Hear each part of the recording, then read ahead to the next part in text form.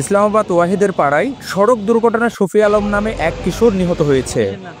16 April সকাল 8:30টার দিকে কক্সবাজার ঈদগাঁও উপজেলার ইসলামাবাদ ইউনিয়নের 8 নং ওয়ার্ড খোদাইপাড়া ওয়াহিদের পারস্থ মহাসড়কে দ্রুতগামী একটি বাসের ধাক্কায় প্রাণ হারিয়েছে শফি আলম নামে এক কিশোর। স্থানীয়রা জানান, হঠাৎ পিছন দিক থেকে একটি বেপরোয়া বাস সজোরে ধাক্কা দিলে টমটম উল্টে যায়। যাত্রীরা রাস্তায় ছিটকে পড়ে যান। ঘটনাস্থলে প্রাণ হারায় শফি আলম।